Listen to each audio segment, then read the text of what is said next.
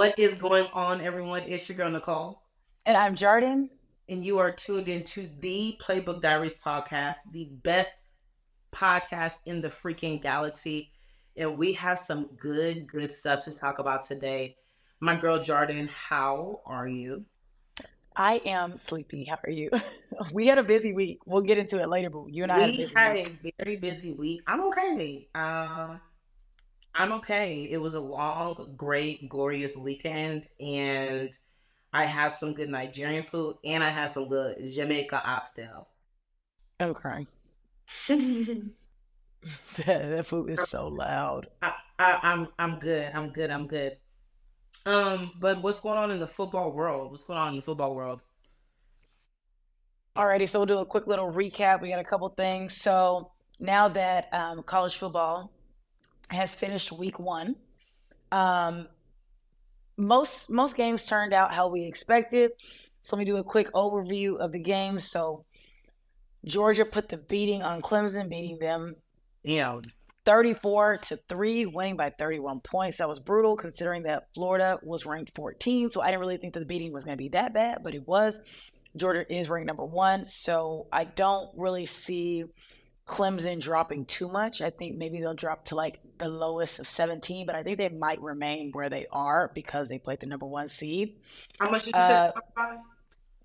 you say? They beat them by 31 points. Okay. Then we had Penn State, number 8 ranked Penn State, played unranked West Virginia, and Penn State won 34-12. Now I will say, I posted some content earlier this week, and I thought that West Virginia had a chance to upset Penn State because West Virginia is one of those teams where even though they're not ranked, they still be sneaking up on teams. Don't be sleeping on them. Yeah, so Penn State might stay where they are at. They're going to stay in that same range. They might not move up too much. And I only say might because I need the full chart in front of me of who played this week and who they played to see if they're going to shift. I really don't think this week because everybody seemed to win and they were blowouts. Like the top 15 teams seem to be blowouts. So I don't see the chart shifting too much because of the win margin. So let's see. USC, number 23 ranked USC, beat number 13 ranked LSU, and that score was 27-20. That was a good game. It was a great game. It was a great game, but I don't like USC. I wanted LSU to beat USC, but that didn't happen. It did not happen. Did you see the end game interview with the LSU coach when he was upset with his team? He was very upset. I did. Yeah, he said it was was he the one that said it was like a coaching issue and he doesn't know how they didn't pull it off? Yeah. He needs to do a better job coaching. He probably also was in that little they're in the hot seat. Like, you can't. Well, first of all, they had a lot of dumb penalties. I mean, a player going full-blown Ja Morant and mimicking guns. It's like, how many examples of what not to do we need to have before a gun emote is not okay? You're going to get an unsportsmanlike call. You're going to get a penalty. It's just like, what are you doing? Literally, what are you doing? And then proceeds to go to the bench and repeat the offense to show his teammates what he did. I was like, oh my gosh. So technically, it's just like, how does that even seem like that should be done? Like, are you making a signal to shoot me? Well, you have to keep in mind the age of the players. For sure. So you can have a player as young as 16, rare occasions, but sometimes they can go as young as 16 all the way to like 28, 29 on one football team. So the maturity levels definitely range. And then you have people coming from not even all over the country. Like, people are traveling from all over the world to attend these universities. So it's just like, it's so many factors that could affect someone's mindset on what they deem as appropriate versus what someone else deems as appropriate. So we'll cut them some slack because they're still young. I feel like we can all agree though that a good point is not. I tried to throw him some bail. I think we all can agree with that after we watched Ja Morant get in trouble for it twice. But in his defense, Ja Morant got in trouble for it twice for actual guns. The guns real. Sure. Sure. We'll let him slide this time. He can't be doing that in other games. So I get it when it is a. I guess we should just ban it all. I get it when it's a shooter, because like sharp shooter, right? Who? I get it maybe when it's a quarterback, because you're just like, I don't know. No, we can't. We cannot pick and Exactly. choose the Just gun emote altogether. Just get rid of stop it. We can't do doing this. Not. Don't even do what they were doing in the Olympics. Like stop just doing the guns. not in Stop. the U.S. We don't have the history record to be just doing gun emotes. So Just stop doing it. moving on. Moving on from USC LSU. I'm gonna get to this team last. Number 7 Notre Dame defeated number 20 Texas A&M. Was this expected? Yes. Did I That want was a Texas big A&M to upset them? Upset them? Yes, I did. I did want them to upset it, but this is not. I actually did not watch that game. I fell asleep. that was a good game. That went all the way to the fourth quarter for sure. Um yeah, my eyes were glued to the TV on that one for sure. And that score was 23-13. Not a super big margin. It's just a touchdown and a field goal. So A touchdown to field goal, literally. our second to last game, we had number 19 Miami that defeated an unranked Florida, and that score was 41-17. Now, I was thoroughly surprised at Miami. I think Miami got that dog back in them when they They had all do. the felons on the team, Not the felon but they game. did have a lot of felons on the team. Miami was a wild team back in the day, and I think they got it back. I mean, I watched that whole game and I was like, yeah, dogs, and they were playing in the swamp. So to Yeah. defeat a team like that at their home stadium, and then to proceed to and then to proceed to go over to Florida's recruits and say, "Come to our school." I said, "Oh yeah, they got that dog in them." You know, I like unruly things like that. I like chaos, and so I'm like, yeah. I was like, yeah, Hey, yeah, Miami's back. And then finally, we have the one upset of the week, which was the team that had an upset last week. We have Florida State, our number 10 ranked Florida State, that fell to an unranked Boston College. The score of that game just concluded. And the score of that game was Florida State 13 and Boston College 28. that was Boston College wanted more. I don't even think it was that. Like you can say that they wanted it more, but Mhm. I mean FSU was making dumb mistakes. They couldn't catch a ball to save their life They could tonight. not. They could They not. were dropping wide open passes. Quarterback was undercutting a lot of the throws. It was just sloppy play altogether, and then a lack of like fundamentals, like strong fundamentals. It was like, I mean, the number of missed tackles was like Yeah, it was embarrassing. ridiculous. And so it was a game of fundamentals. I mean, Florida State could have definitely won that game if you took out all of their penalties, and then just like the frustration started getting to them. And so you have the big guys on the line that are like, play is completely over and they want to go push and shove Push after the people, game. literally. Unsportsmanlike conduct calls. I think an unsportsmanlike conduct call is like the worst call you can get in college football because it's so unnecessary. But It's it's like, what are like, you doing? I Why are mean, you that will lose you a game, honestly. If it come when it comes down to the nitty gritty, when you're playing like teams that it's really really close to, you can't have those minor mistakes like that. So you could see that Florida State's team was just like defeated at like halftime, and they had the opportunity to come back, but they're already frustrated, and you can see in their faces like they're not going to come back. they're super frustrated, and they've been having a series of just L's since last year bowl games when they didn't make And it to the playoffs. That kind of went downhill. They granted their quarterback, got injured and sat out. I mean, he had to sit out because he was injured. But ever yeah, since, they've just been taking L after L, literally. So I but know we that. talked about that last podcast. We mentioned Florida State last podcast. Like the Florida schools have a horrible history of being upset that the college committee doesn't put them in the 14 playoff bracket when it was 4 teams only, even though the Florida teams would be undefeated. You saw Florida State do it last year. We saw UCF do it a couple of years ago. And it's like, I tell people all the time, the strength of schedule makes a massive difference. If you're not playing anybody ranked, you cannot be ranked high if you're not playing anybody ranked because we have nothing to compare you to. And Yeah. so, like this, it's like they complain, oh, we've been undefeated. And I was like, well, yeah, sweetheart, you didn't play anybody that was ranked. And then you come back the next season and it's like you're losing to ranked teams. I mean, you're losing to unranked Unranked teams. teams. Like, it's just the I mean, they committee made blow the their right decision last year. They made the they right blow their decision chance last for year. getting ranked. They You they said what? they definitely blown their chance for getting ranked. I mean, So they were ranked number 10, but this actually, this officially counts as week one of college football. So today was oh the last day of week one. The week prior was officially week zero, which is kind of confusing, but only a couple teams played week zero. Florida okay. State being one of those teams. And I mean, Florida State lost last week to a team that they weren't supposed to lose to. Actually forgot what team they played last week. Let's see But how both. Hey, let's see how Boston College does. Maybe Boston College has a year, so that can well, also be a Boston flip side. College, you Boston College, you get into, like I said, strength of schedule. They're only playing one more ranked team. So unless other teams just get move up in the ranks, but right now on their schedule they only have one ranked team. It's at the end of the season, so we'll see how That's that goes. crazy. Super weird, not weird, but interesting fun fact. Do you know that big, large Power Five schools pay smaller schools or non mid major or non Power Five or mid major schools to go against them at the beginning of the year? I Like didn't know that.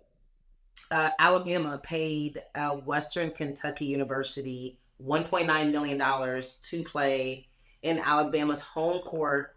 UT paid Colorado State 1.8 million. Ohio State paid Akron 1.8 million, and Michigan paid Fresno State 1.8 million to come and play, and I guess to get beat. But you never know; those upsets can happen. They But can't happen. They they can't happen. can happen. But I mean, it kind of makes sense because, respectfully, would those schools make 1.8 million if, like, for example, would Fresno State make 1.8 million if Michigan came to Fresno State? Probably. No. Exactly.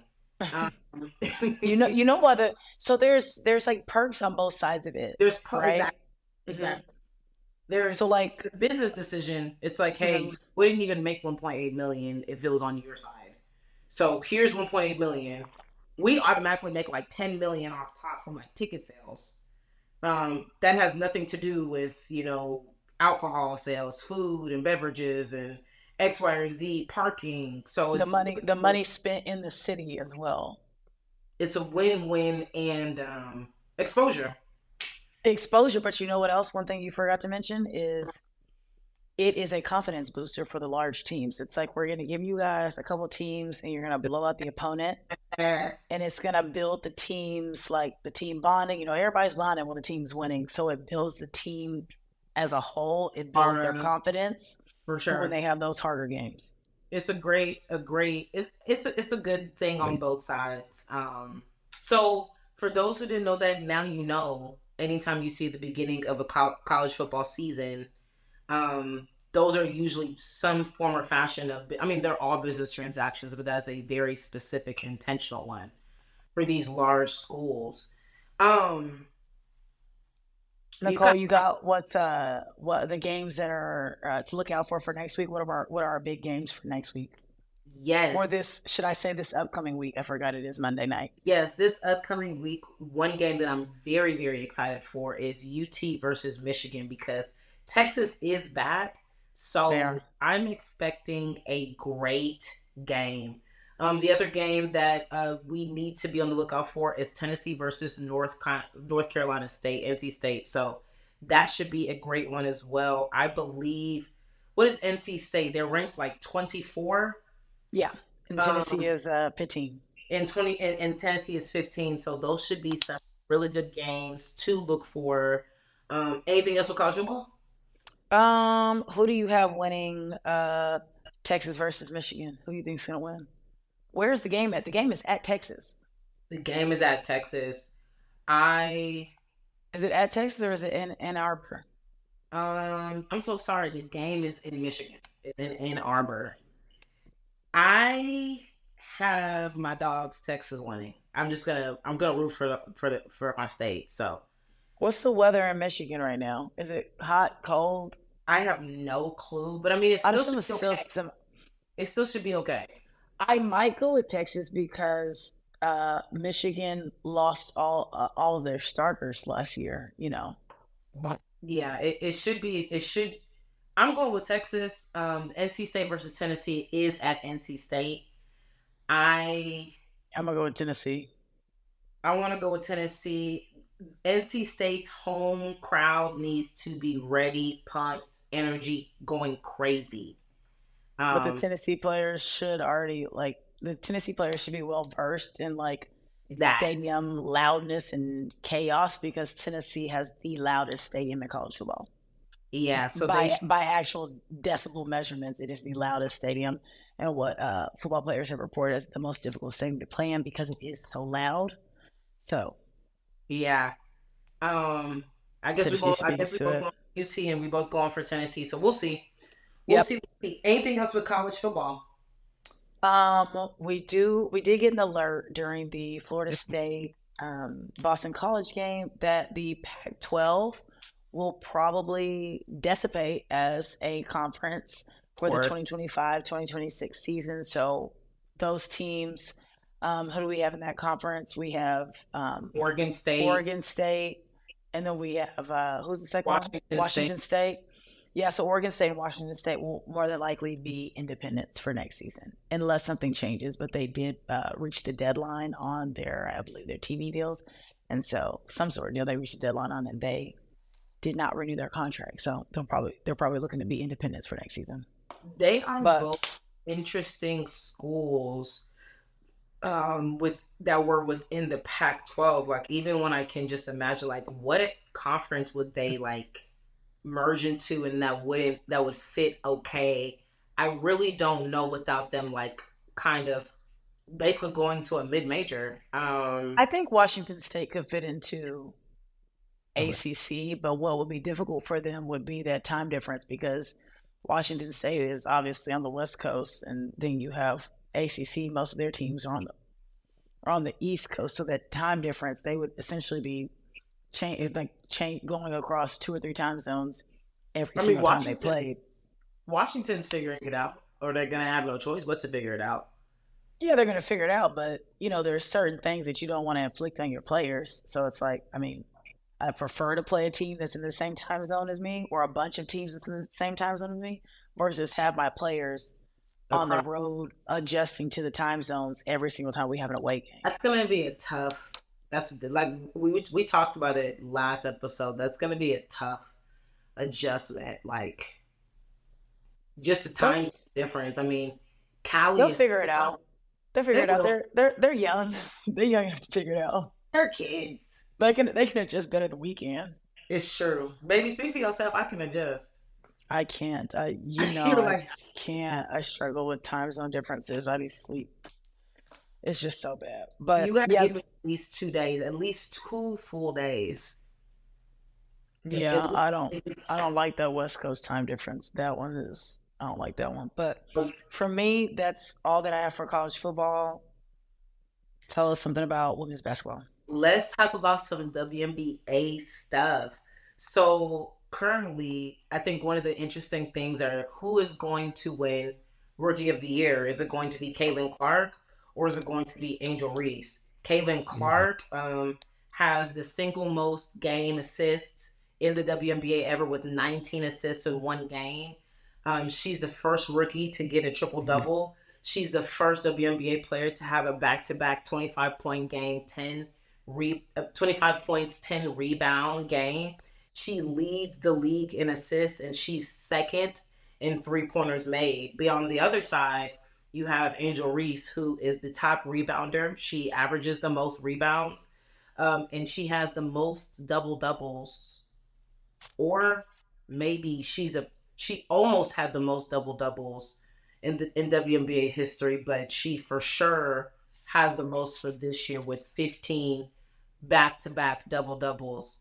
The issue with Angel Reese, or I don't know if we call it issue. Actually, let's just go back. Who do you think is going to win Rookie of the Year with these stats? Angel Reese has the crown for rebounds, and Caitlin Clark has the crown for assists. I actually think that the WNBA is going to play it safe and make them co rookies of the year. I really think That they're ever going to do happened? that. I don't know if it's ever happened, but it's probably 100. I can almost assure you it's definitely being talked about in those rooms, only because they know that there's going to be an uproar no matter who they decide on.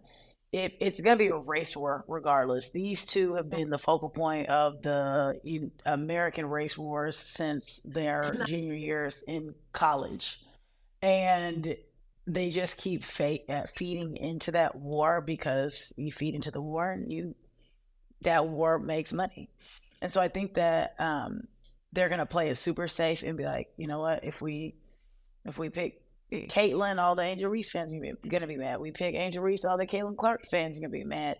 And I think that the WNBA is a little too scary for that, and they're just gonna be like, okay, we're just gonna make them co rookies of the year. Oh, and I Which think actually I would rather not have the. I personally would rather not have the award. I'm like, I don't like sharing awards with people. I stand corrected with the. I said the Kaylin Clark had 25 back to back 25 points, 10 rebounds. It is 25 points, 10 assists. I don't know who I think is gonna win Rookie of the Year. I'm gonna go with right now. I think right now I'm gonna go with Angel Reese, and the reason why I'm gonna go with Angel Reese is because the records she has broken. I mean, Caitlin Clark has broken a lot of records as well.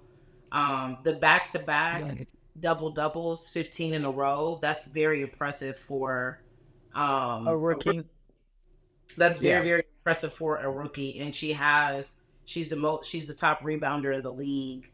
Um, and so I'm gonna go with Angel Reese. The downside or the critique that she's been getting is so many people have been saying that she rebounds her own shots, which Well, in her defense, they did redo.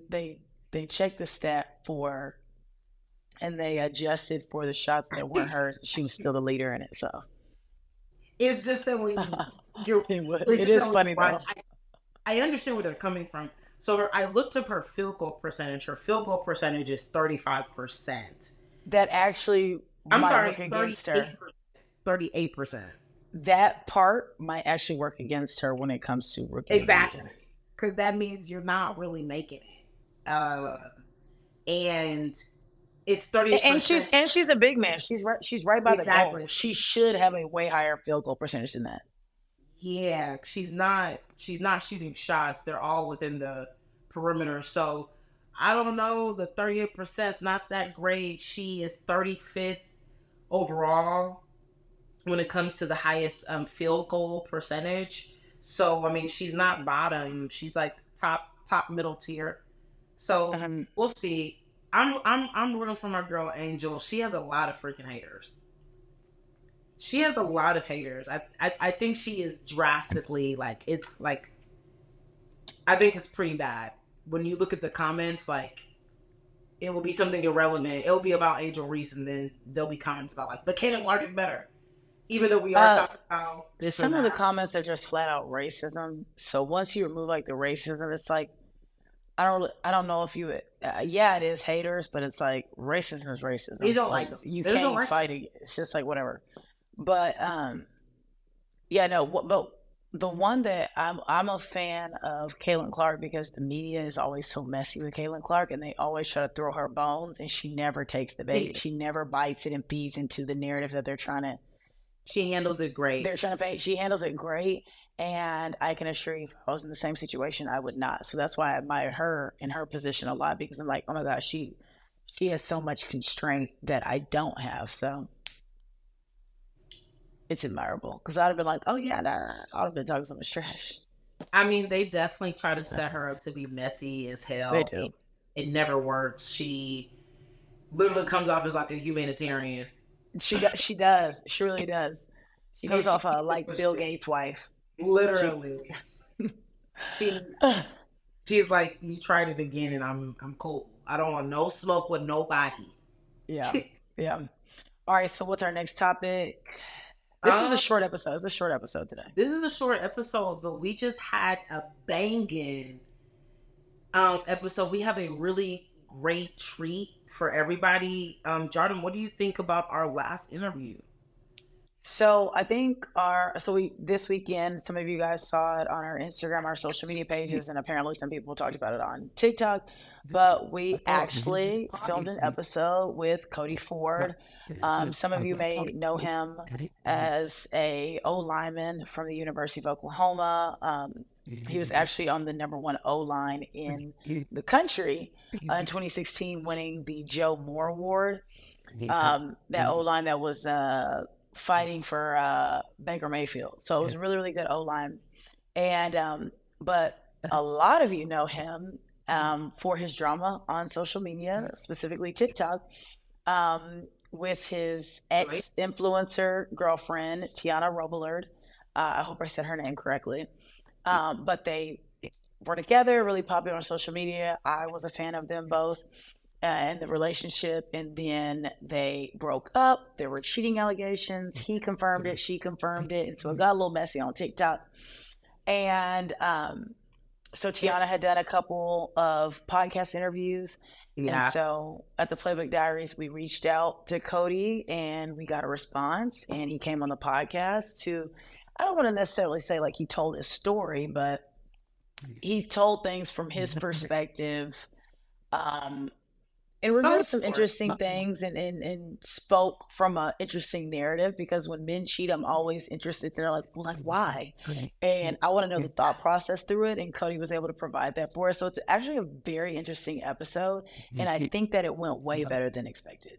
Like way better than I had ever imagined it to go, because he speaks so eloquently, and he articulates his thought process really, really well. And I think he showed that in the episode. So it definitely went better than what I expected it to ever Yeah. be. I had a great time. I mean, I do think that he came through literally to share his side of the story. Um, so definitely tune in. I mean, even if you like, I would even recommend tuning in and seeing a couple of her podcast or a couple of podcasts that That's she been on. that she's been on, and then check out our take from with Cody, because I think the story is kind of different in some situations, some areas, and I think it's gonna be great. And Yeah, I so would definitely, if you are interested in getting the full experience for that interview, which is about an hour and a half long, I believe, yeah, um, an exclusive. No one else has this in interview, and no one exclusive. else is going to get this interview. He did the interview with us and only us. And I would definitely, if you want to get the full experience, I would highly recommend you go and watch like maybe one or two of Tiana's podcasts, so you can see what her stance was on things and her story Yeah, behind things, and see how they differ when the story is told from uh, Cody's point of view or perspective. But how has social media been for you since that's been posted? We've been getting, Nicole, we've been getting a little bit of hate on TikTok. we've been getting a little bit of hate Already on. the episode's not even out, and we're already getting hate. We've been getting hate on TikTok. I think that, we're definitely stirring the pot. A lot of people are really anticipating this episode. It's going to be a good one. We ask some great questions, delectable questions. We get right into the weed of things. We didn't hold back, and neither did Cody. So It was very direct. You know, whenever you see people get interviewed and you're like, they didn't even ask the good questions. They we didn't, asked like the on good the Love Island yeah, reunion. It's like, oh my gosh, why didn't they ask this? We literally went through TikTok comments and asked him what people on TikTok were asking. And so we all of got those questions were answered. So people, please stop DMing us personally and from the we podcast page.